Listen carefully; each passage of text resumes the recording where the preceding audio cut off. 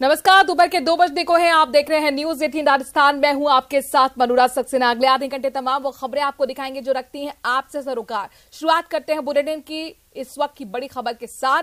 राहुल गांधी से जुड़ी हुई बड़ी खबर है। दरअसल राहुल गांधी की याचिका पर कुछ ही देर में सुनवाई आज होने वाली है। गुजरात हाईकोर्ट में सुनवाई होगी और खबर यह कि थोड़ी ही देर में सुनवाई हो सकती है। आपको बता दें कि सूरत की कोर्ट से आपराधिक मानहानि के मामले में 2 साल के लिए दोषी ठहराए गए कांग्रेस के नेता राहुल गांधी की याचिका पर गुजरात हाईकोर्ट में सुनवाई की जाएगी आज। राहुल ने मोदी सरनेम मानहानि मामले में उनको सुनाई गई सजा पर रोक लगाने और उनको दोषी ठहराने के खिलाफ सेशन कोर्ट के फैसले को चुनौती दी है। हाईकोर्ट में इस मामले की सुनवाई आज दोपहर 2 बजे के बाद होने की संभावना है, तो इंतजार उनकी सुनवाई को लेकर ही हो रहा है। कुछ ही देर में खबर है कि याचिका पर सुनवाई होगी कि राहत मिलेगी या नहीं, अपने आप में बड़ा सवाल, क्योंकि 2 साल के लिए दोषी ठहराया गया था और इसी को लेकर 2 साल की सजा के बाद उनकी सदस्यता को भी रद्द कर दिया गया था। तो पूर्व सांसद हो चुके हैं राहुल गांधी और इसी फैसले को उन्होंने चुनौती दी है। हालांकि सेशन कोर्ट से उन्हें राहत नहीं मिली थी और अब सूरत कोर्ट के फैसले को चुनौती। गुजरात हाईकोर्ट में क्या राहत मिलेगी या फिर नहीं, अपने आप में बड़ा सवाल। कुछ ही देर में राहुल गांधी की याचिका पर सुनवाई होने वाली है। मोदी सरनेम का ये मामला जिसमें 2 साल की उन्हें सूरत कोर्ट से सजा सुनाई गई और उसके बाद उनकी सदस्यता भी रद्द हो गई। चलिए बात करते हैं दूसरी बड़ी खबर की। दरअसल शरद पवार ने बड़ा ऐलान किया है। एनसीपी अध्यक्ष पद छोड़ने का ऐलान शरद पवार ने किया है। आपको बता दें कि शरद पवार के समर्थन में इस वक्त जोरदार नारेबाजी हो रही है।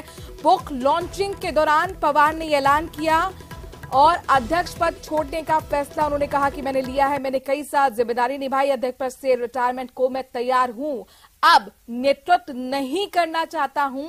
ये तमाम बातें उन्होंने अपने बुक लॉन्चिंग के दौरान कही हैं। तो शरद पवार ने राष्ट्रवादी कांग्रेस पार्टी के अध्यक्ष पद का छोड़ने का ऐलान कर दिया। मुंबई के वाईवी चौहान सेंटर में उनकी किताब का विमोचन चल रहा है और इस कार्यक्रम के दौरान पवार ने पद छोड़ने का ऐलान किया। कहा, मैं अध्यक्ष पद से रिटायरमेंट ले रहा हूं। शरद पवार ने कांग्रेस छोड़कर आपको बता दें कि 1999 में एनसीपी बनाई थी। शरद पवार ने इसके संकेत हाल ही में दिए थे जब उन्होंने कहा था कि रोटी को अगर समय पर ना पलटा जाए तो जल जाती है।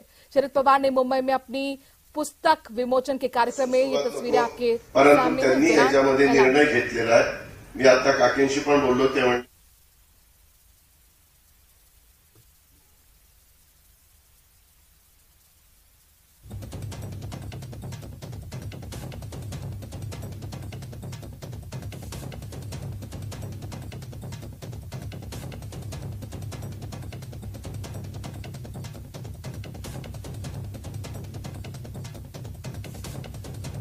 सवाल यह है कि चाचा भतीजे का जो ये खींचतान चल रही थी, तो एनसीपी में क्या ये नतीजा अब सामने आया है जो पद छोड़ने का ऐलान शरद पवार ने किया है।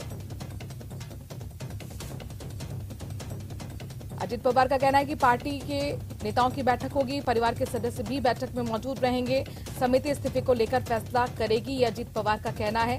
आप देख सकते हैं शरद पवार के समर्थन में नारेबाजी कर रहे हैं एनसीपी के नेता। इस्तीफे का वक्त आ गया है, रोटी पलटने का वक्त आ गया है, ये पहले संकेत दिए थे, ऐसा कहते हुए शरद पवार ने, और आखिरकार अध्यक्ष पद के छोड़ने का ऐलान आज शरद पवार ने कर दिया है। हालांकि वो कह रहे हैं कार्यकर्ताओं के साथ हर वक्त खड़ा रहूंगा, लेकिन शरद पवार के समर्थक उनके इस फैसले से खुश नहीं दिख रहे। चलिए खबरों में आगे बढ़ते हैं और लगातार बड़ी खबर अपने दर्शकों को हम बता रहे हैं। बहरहाल जम्मू कश्मीर का रुख कर रहे हैं, जहां पर जम्मू कश्मीर में ब्लास्ट की खबर सामने आई है। नरवाल पेट्रोल पंप पर यह धमाका हुआ। धमाके से पूरे इलाके में अफरा तफरी मच गई। खबर यह कि शॉर्ट सर्किट की वजह से यह धमाका हुआ है। जांच पड़ताल फिलहाल सुरक्षा एजेंसियां कर रही हैं। जम्मू शहर का नरवाल ये इलाका जहां पर सुबह एक पेट्रोल पंप पर संदिग्ध धमाका हो गया। इस मामले में किसी के घायल होने की जानकारी अभी तक नहीं आई है। हालांकि इलाके में दहशत, अफरा तफरी का माहौल जरूर है। सूचना मिलते ही पुलिस पहुंची, दमकल विभाग की टीम मौके पर पहुंची और विस्फोट के कारणों का पता लगाया जा रहा है। ये धमाका सुबह नरवाल मंडी के पास हुआ है। ये पेट्रोल पंप जहां पर धमाका हुआ है, पुलिस अधिकारियों के मुताबिक उन्हें प्राइमा फेसी शॉर्ट सर्किट का ये मामला लग रहा है। फिलहाल हर एंगल से जांच पड़ताल पुलिस कर रही है। देख सकते हैं ब्रांच बिल्कुल पेट्रोल पंप के साथ है, तो वैसे ही बहुत ज्यादा रिस्की है। हम बैठे ही थे तो हमें इस तरह की आवाज है जैसे किसी ने कोई, हमें लगा कोई मिलिटेंसी केस हो गया या कोई ब्लास्ट वगैरह। कि जैसा हमें सिचुएशन लगी। एकदम 2 ब्लास्ट हुए। पहले एक ब्लास्ट उस साइड पे हुआ था, बिल्कुल लेफ्ट साइड पे। उसके 3 सेकंड बाद ही दूसरा ब्लास्ट बिल्कुल इनके पेट्रोल पंप के ऑफिस के बाहर हुआ था। तो हम सब एकदम पैनिक हो गए और बाहर जब आकर देखा तो कुछ पता ही नहीं चल पाया। थोड़ी देर बाद इनसे ही पता लगा कि इनकी जो अंडरग्राउंड पाइप्स हैं पेट्रोल पंप की, शायद वो उनमें कुछ लीकेजेस हुई हैं, तो वो उस वजह से कुछ गैस बनी है या जो भी, उस वजह से कुछ ब्लास्ट हुआ है। यहाँ पे बस ये इनकी आई थिंक पेट्रोल पंप की वायरिंग थोड़ी शॉर्ट हो गई थी, उससे धमाके हुए हैं यहाँ पे। वहीं जम्मू कश्मीर में एनआईए का बड़ा एक्शन देखने को मिला है। टेरर फंडिंग केस में छापेमारी एनआईए की तरफ से हुई है। खबर ये कि जम्मू कश्मीर के कई इलाकों में, यानी कि कुल मिलाकर 4 जिले हैं जहां पर रेड एनआईए की पड़ी है। टेरर फंडिंग का ये केस जिसमें छापेमारी का सिलसिला एनआईए का जम्मू कश्मीर में जारी है। 4 जिलों में बताया जा रहा है छापेमारी हुई है। तो एनआईए देश विरोधी गतिविधियों की और आतंकवादी गतिविधियों की जांच करती है और टेरर फंडिंग का ये केस जिसमें छापेमारी एनआईए की तरफ से हुई है। जम्मू कश्मीर के 4 जिले जिसमें छापेमारी का सिलसिला एनआईए की तरफ से चल रहा है।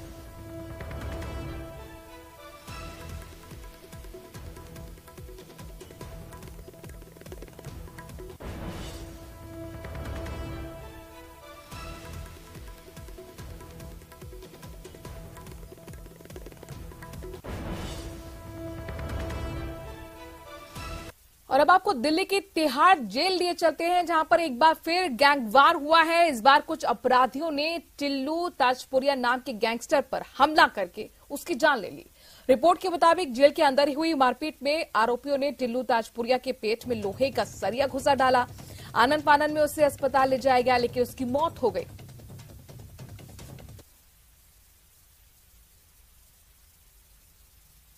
दिल्ली के तिहाड़ जेल में गैंगस्टर टिल्लू ताजपुरिया की हत्या कर दी गई। हत्या का आरोप गोगी गैंग पे लगा और गोगी की अगर बात करें तो साल 2021 में दिल्ली के रोहिणी कोर्ट में उसकी हत्या की गई थी और वो भी कोर्ट परिसर के अंदर में ही हत्या की वारदात को अंजाम दिया गया था। और जिस तरह से टिल्लू ताजपुरिया की अगर बात करें तो टिल्लू ताजपुरिया और गोगी गैंग के बीच में पिछले कई सालों से एक 36 का आंकड़ा रहा था, यानी कि वर्चस्व की लड़ाई आपस में रही थी। और इसी मामले की गंभीरता को देखते हुए जिस तरह से अब कहा जा सकता है कि तिहाड़ जेल के अंदर में कहीं और गैंगवार ना हो जाए, इस बात को ध्यान में रखते हुए तिहाड़ जेल प्रशासन के द्वारा सर्च ऑपरेशन को अंजाम दिया जा रहा है। यानी कि तिहाड़ जेल के अंदर में कई ऐसे गैंगस्टर जो रह रहे हैं पहले काफी समय से, जिसमें कि नीरज बवाना की बात करें या काला जठेरी की बात करें, कई ऐसे बड़े गैंगस्टर जो रह रहे हैं, उसके बैरक में भी सर्च ऑपरेशन को अंजाम दिया जा रहा है। और ये तलाशी अभियान के तहत ये जांचा और परखा जा रहा है कि किसी गैंगस्टर के पास कोई नुकीली चीज तो नहीं है या कोई धारदार हथियार तो नहीं है, इसको भी बकायदा तलाशा जा रहा है। और जिस तरह से बकायदा अगर हम टिल्लू ताजपुरिया की बात करें तो टिल्लू ताजपुरिया ने जिस तरह से गोगी गैंग का खात्मा किया था, लिहाजा इसी बात को ध्यान में रखते हुए उसका बदला लिया गया है और गोगी गैंग के द्वारा उसकी हत्या की गई। इस हत्याकांड को अंजाम देने के बाद इस मामले में विदेश में बैठा हुआ गोल्डी बरार, जो एक बहुत बड़ा गैंगस्टर है जिसका नाम सिद्धू मूसेवाला हत्याकांड में इसका नाम सामने आया था, उसने इस मामले पर सोशल मीडिया नेटवर्क साइट्स पे एक अपना बयान जारी करते हुए उसने कहा है कि इसमें प्रमुख तौर पर जो आरोपी है दीपक और योगेश टुंडा, वो उसका आदमी है, उसके गैंग का है। लिहाजा इस मामले को भी इस मामले में देखा जा रहा है क्या इस मामले में गोल्डी बरार की क्या भूमिका रही है। निश्चित तौर पर कहा जा सकता है कि जिस तरह से इस मामले में कई गैंगस्टर के नाम सामने आता हुआ दिख रहा है और तिहाड़ जेल के अंदर में फिर से गैंगवार ना हो, इसके लिए तिहाड़ जेल प्रशासन जो है वो बेहद सतर्कता बरत रही है। तो वहीं दूसरी तरफ दिल्ली पुलिस की स्पेशल सेल विशेष तौर पर जुट गई है उन तमाम गैंगस्टर की जन कुंडली खंगालने में कि कौन कौन सा गैंगस्टर हाल फिलहाल के दिन में एक्टिव हुआ है और कौन बड़े गैंगवार को अंजाम दे सकता है। फिलहाल इस मामले की तफ्तीश जारी है। वीडियो जर्नलिस्ट मनमोहन नेगी के साथ शंकर आनंद, न्यूज 18 दिल्ली। और अब बात करते हैं दिल्ली में बीजेपी के हल्ला बोल की। दरअसल बीजेपी कार्यकर्ताओं ने दिल्ली के मुख्यमंत्री अरविंद केजरीवाल के घर के बाहर प्रदर्शन किया है। बीजेपी अरविंद केजरीवाल के आवास के रिनोवेशन विवाद को लेकर उनके आवास के बाहर विरोध प्रदर्शन कर रही है। दरअसल बंगले पर लगातार बवाल अभी भी जारी है। बीजेपी का हल्ला बोल चल रहा है। केजरीवाल के आवास के बाहर की तस्वीरें जहां पर सीएम आवास पर खर्च किए 45 करोड़ का ये मामला और बीजेपी लगातार रेनोवेशन के मामले को लेकर घेरती हुई नजर आ रही है।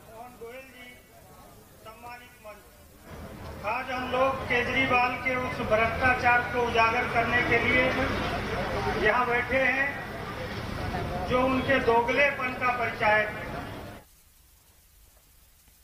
चलिए अब आपको कर्नाटक लिए चलते हैं। दरअसल धुआंधार प्रचार कर्नाटक में चल रहा है। विधानसभा चुनाव 2023 को लेकर लगातार एड़ी चोटी का जोर तमाम पार्टियां लगा रही हैं। बीजेपी के बाद कांग्रेस ने आज अपना मैनिफेस्टो रिलीज किया। राष्ट्रीय अध्यक्ष मल्लिकार्जुन खड़गे ने राज्य के वरिष्ठ नेताओं की मौजूदगी में कांग्रेस का मैनिफेस्टो रिलीज किया है।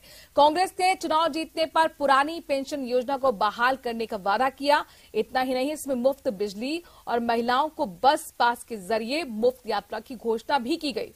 कांग्रेस ने अपने मैनिफेस्टो में बजरंग दल और पीएफआई का हवाला देते हुए नफरत फैलाने वाले संगठन पर बैन सहित कार्रवाई का वादा भी किया है।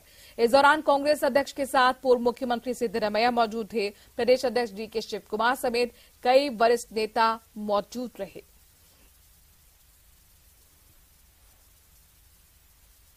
वही देखिए, आरोप प्रत्यारोप पर बहुत तेजी से कर्नाटक में चल रहा है, जहां पर पीएम मोदी की आज लगातार ताबड़तोड़ रैलियां हैं, रोड शो हैं। तो वहीं राहुल गांधी ने निशाना साधा है पीएम मोदी पर। उन्होंने कहा भ्रष्टाचार पर आखिरकार पीएम क्यों नहीं बोलते हैं।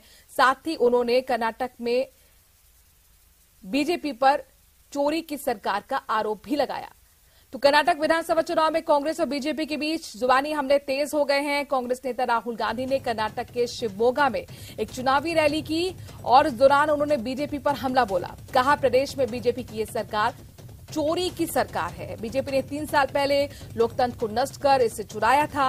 कांग्रेस नेता राहुल गांधी ने पीएम मोदी पर निशाना साधा। कहा पीएम मोदी इस सरकार द्वारा किए गए भ्रष्टाचार के बारे में क्यों नहीं बोल रहे। कर्नाटक के होम मिनिस्टर का नाम कभी नहीं लेते। इसके 2 कारण हैं। एक कारण है कि नरेंद्र मोदी जी सिर्फ नरेंद्र मोदी जी की बात करते हैं। जैसे कर्नाटक में चुनाव हो रहा है, बाकी लोग कर्नाटक की जनता की बात कर रहे हैं, विकास की बात कर रहे हैं, भ्रष्टाचार की बात कर रहे हैं। नरेंद्र मोदी जी आके कर्नाटक के चुनाव में सिर्फ नरेंद्र मोदी जी की बात कर रहे हैं। कर्नाटक की सरकार ने पिछले 3 साल में क्या किया उसके बारे में प्रधानमंत्री एक शब्द नहीं बोलते। तो मैं प्रधानमंत्री से पूछता हूं, ये जो आपकी सरकार है चोरी की सरकार है। 3 साल पहले ये सरकार बीजेपी ने चोरी की, लोकतंत्र को नष्ट करके चोरी की। इसके भ्रष्टाचार के बारे में प्रधानमंत्री एक शब्द क्यों नहीं बोलते। तो वहीं देखिए, जहां राहुल गांधी चुनावी रैली कर रहे हैं, मुख्यमंत्री गहलोत भी कर्नाटक दौरे पर हैं। उनके दौरे का आज दूसरा दिन है। सीएम गहलोत ने आज बेंगलुरु में बाकायदा प्रेस कॉन्फ्रेंस की और बीजेपी पर जमकर निशाना साधा। कहा कि बीजेपी का मैनिफेस्टो झूठ का पुलिंदा है। ये खाली वादे करते वाले निभाते नहीं है। वादे कहते यूपी के अंदर, गोवा के अंदर गैस सिलेंडर फ्री देंगे, वहां दिए नहीं। अभी मैंने 3 का वादा कर दिया। 2 का वादा वहां किया था यूपी में और गोवा के अंदर। पूरी दिवाली दे देंगे, हम गैस सिलेंडर दे देंगे। इनके वादों पर अब कर्नाटक की जनता विश्वास नहीं कर रही है। हमने जो प्रयोग किया राजस्थान के अंदर, उसकी चर्चा पूरे देश के अंदर, जो देश में कहीं नहीं है कुछ काम हमने वो किए हैं जो कि एक उदाहरण बन गए हैं। हम चाहते हैं कि वो हमारे जो काम है उसको पूरे देश में हर राज्य को लागू करना चाहिए। वक्त आ गया है, क्योंकि इनका डेमोक्रेसी में कोई यकीन नहीं है। ये फासिस्टी लोग हैं, ये खाली मुकुट पहने हुए सत्ता में आने के लिए। इससे ये टोटली परवाह नहीं करते पब्लिक क्या सोचेगी। इस तरह की अप्रोच है। वहीं पीएम मोदी भी आज कर्नाटक दौरे पर हैं। मिशन कर्नाटक के तहत चित्रदुर्ग में उन्हें रैली की और साथ ही रैली में पीएम मोदी ने कर्नाटक में बीजेपी को आशीर्वाद मिलने का दावा भी किया। कहा कि बहुमत की सरकार एक बार फिर आने वाली है। कर्नाटक में बीजेपी की सरकार बनेगी। कर्नाटक की जनता का फैसला साफ है। चुनाव प्रचार अपने अंतिम चरण में पहुंच चुका है कर्नाटक में। पीएम नरेंद्र मोदी आज से 2 दिन कर्नाटक दौरे पर ही रहेंगे। आज 3 रैलियां हैं, एक रोड शो वो कर रहे हैं। सबसे पहले चित्रदुर्ग की तस्वीरें आपके सामने, जहां पर जनसभा को उन्होंने संबोधित किया और इसके बाद विजयनगरा और सिद्धांतपुर में भी चुनावी जनसभा करेंगे। शाम को कलबुर्गी में रोड शो करेंगे। ये आजादी के अमृत काल में कर्नाटका का पहला चुनाव है। ये कर्नाटका का चुनाव कर्नाटका को नंबर 1 राज्य बनाने का चुनाव है।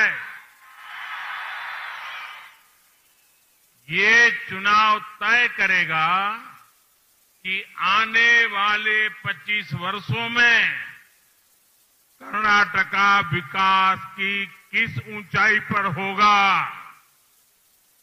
कर्नाटका को हमें विकसित भारत की ड्राइविंग फोर्स बनाना है, ग्रोथ इंजन बनाना है और इसलिए हमारे सामने भारतीय जनता पार्टी है। बीजेपी सरकार दोबारा बनाना है, डबल इंजन की सरकार लाना है। तो देखिए, जहां कर्नाटक में इस वक्त चुनावी एक्सरसाइज चल रही है तो वहीं कर्नाटक के बाद अब राजस्थान पर भी फोकस होगा। बीजेपी केंद्रीय नेताओं के इस महीने कई दौरे होने वाले हैं। पीएम, रक्षा मंत्री, राष्ट्रीय अध्यक्ष के बैक टू बैक कार्यक्रम बन रहे हैं। दिसंबर में विधानसभा चुनाव होने हैं और इस पर बीजेपी की पैनी नजर है। 12 मई को आपको बताएं कि पीएम मोदी का प्रस्तावित आबू रोड का ये दौरा। इसके साथ साथ 15 मई को रक्षा मंत्री राजनाथ सिंह आ सकते हैं प्रदेश दौरे पर। खासनिवास में भैरव सिंह शेखावत जन्म शताब्दी समारोह में शिरकत करेंगे। मई के अंतिम सप्ताह में राष्ट्रीय अध्यक्ष जेपी नड्डा कोटा आएंगे और कोटा में बूथ कार्यकर्ता सम्मेलन को संबोधित करेंगे।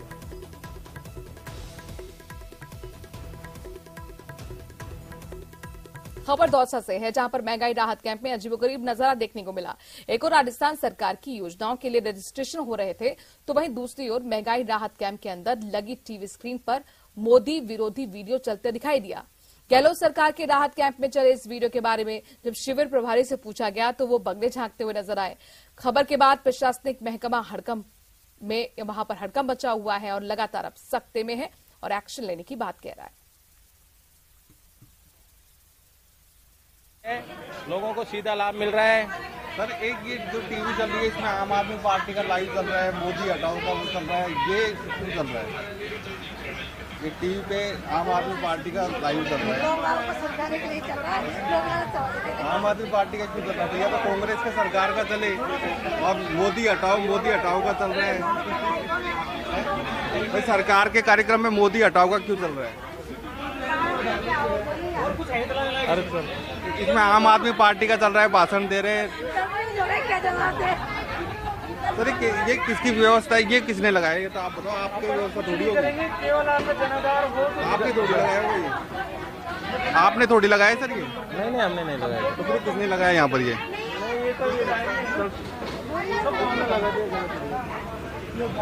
महंगाई राहत ही कहीं चल रहा है सर। विराट कोहली और गौतम गंभीर पर बीसीसीआई ने बड़ा एक्शन लिया है। मैदान पर झगड़ा करने की वजह से दोनों पर मैच फीस का 100% जुर्माना लगाया गया है। इसके अलावा लखनऊ के तेज गेंदबाज नवील उल हक पर भी मैच फीस का 50% जुर्माना लगा है। गौतम गंभीर लखनऊ टीम के मेंटोर हैं। नवील उल हक अफगानिस्तानी खिलाड़ी हैं और आईपीएल में लखनऊ की ओर से खेल रहे हैं। आपको याद होगा कि आईपीएल में एक बार फिर विराट कोहली और गौतम गंभीर को आपस में भिड़ते हुए कल देखा गया था। ये सारा मामला कल हुए रॉयल चैलेंजर्स बेंगलुरु और लखनऊ सुपर जॉयंट्स मैच के बाद हुआ।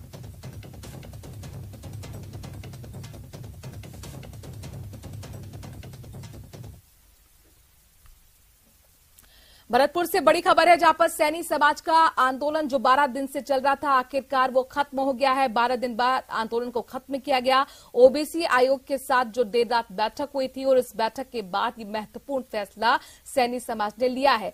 आंदोलन के जो संयोजक हैं, जो नेतृत्व कर रहे थे मुरारी लाल सैनी, उन्होंने आंदोलन स्थल पर जाकर इसकी घोषणा की।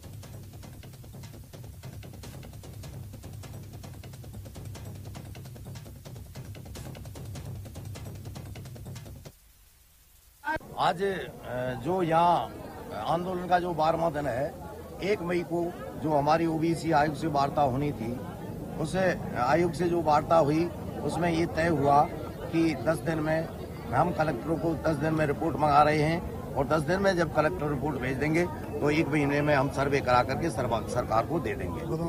और ये यहाँ आकर के पूरी समाज के जो पंच पटेल हैं उनसे में चर्चा हुई, सबके सहयोग से, सहमति से हम लोगों ने आज 12वें दिन इस आंदोलन को स्थगित किया है आगामी आदेश तक। सर, ये आज आपने जो धरना स्थल दिया था, इस पर अन्य समाज के लोग भी रहते हैं, उन्होंने भी आप पर सहयोग दिया है, धन्यवाद हर तरह से दिया है। उनके लिए हम बहुत बहुत धन्यवाद देना चाहते हैं। हम उनके लिए जो दूसरे समाज के हमारे भाई हैं, उन्होंने माली सैनिक कुशवाहा शाक्य मौर्य समाज का जो आंदोलन का समर्थन किया है, हम उनको बहुत बहुत धन्यवाद देना चाहते हैं। और हमने सरकार से ये भी रखा था कि आंदोलनों में जो लगे हुए मुकदमे उनको सभी को सरकार वापस ले, इसमें भी सहमति बनी। उदयपुर से बड़ी खबर है। दरअसल बांडवा पुलिस और बदमाश मुठभेड़ से जुड़ा बड़ा अपडेट ये कि आरोपी श्रवण को 3 दिन के पुलिस रिमांड पर भेज दिया गया है। रड़िया गैंग का गुर्गा है श्रवण। गुजरात बॉर्डर पर कोटडा इलाके से जंगलों से उसे गिरफ्तार किया गया था। रड़िया गैंग के दूसरे सदस्यों की तलाश लगातार पुलिस कर रही है और पूछताछ जो होगी 3 दिन की पुलिस रिमांड पर, उसके जरिए श्रवण के दूसरे साथियों तक पहुंचने की पुलिस कोशिश करेगी।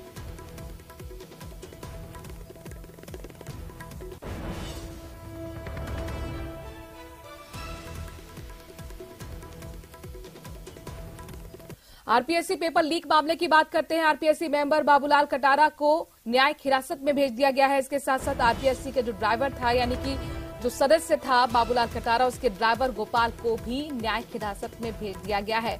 आज दोनों को दरअसल कोर्ट में पेश किया गया था और पूछताछ पूरी होने के बाद दोनों को न्यायिक हिरासत में भेजने का फैसला लिया गया। पूछताछ में खबर यह कि बाबूलाल से एक गाड़ी भी एसओजी की टीम ने बरामद की है।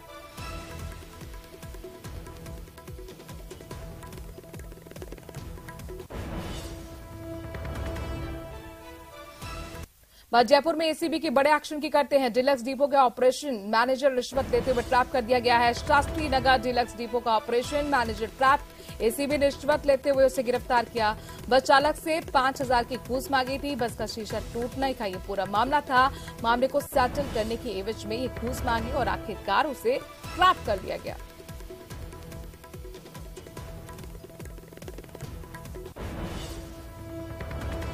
डीलक्स डिपो का ऑपरेशन मैनेजर रिश्वत लेते हुए ट्रैप कर लिया गया है। एसीबी की ये बड़ी कार्रवाई जयपुर में देखने को मिली है।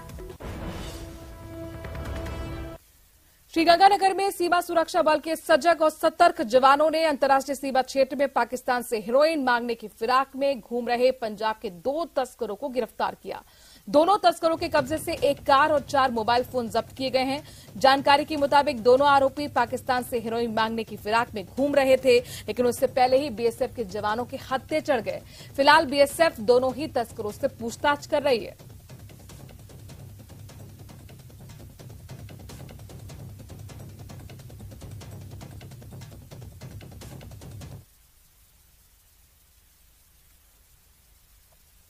वहीं बाड़मेर के भारत पाक जो अंतर्राष्ट्रीय बॉर्डर है, वहां से पाकिस्तान की तरफ से भारत की सीमा में घुसपैठ करने की कोशिश कर रहे 2 पाक घुसपैठियों को बीएसएफ ने ललकारने के बावजूद जब वो नहीं रुके, तारबंदी क्रॉस करने की कोशिश की। इस दौरान गश्त कर रहे बीएसएफ के जवानों ने उन्हें गोली मार दी, जिससे दोनों की मौके पर मौत हो गई।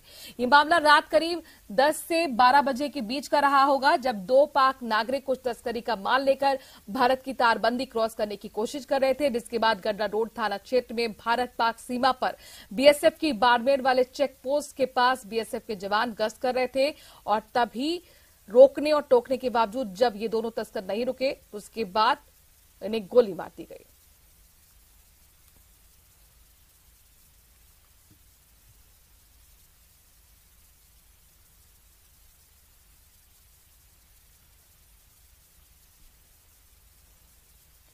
और भीलवाड़ा से सड़क हादसे की खबर है, जहां पर 3 लोगों की मौत हो गई। रोडवेज बस की चपेट में दरअसल ये 3 बाइक सवार आए, जिनकी मौके पर मौत हो गई। बरसेरा के पास ये भीषण सड़क हादसा हुआ है। बस की टक्कर से बाइक सवार 3 लोगों की मौत हो गई है। ऑन द स्पॉट इन तीनों को मौत हुई। जेसीबी की मदद से तीनों के शवों को बाहर निकाला गया।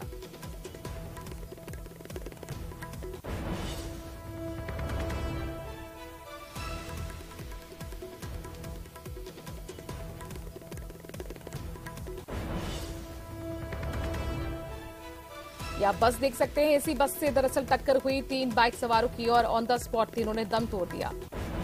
बड़ेसरा के पास ये भीषण सड़क हादसा हुआ है।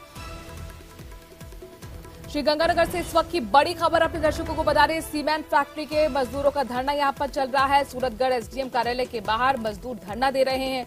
सैकड़ों की संख्या में मजदूर बैठे हुए अपनी 15 सूत्री मांगों को लेकर ये धरना दे रहे हैं।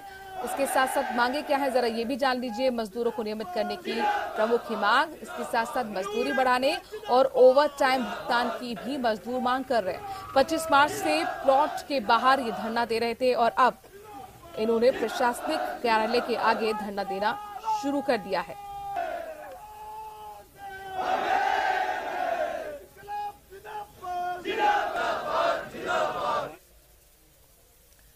और इसी के साथ इस बुलेटिन में इतना ही। देश और प्रदेश की बाकी खबरों के लिए बने रहिए न्यूज़ 18 राजस्थान के साथ।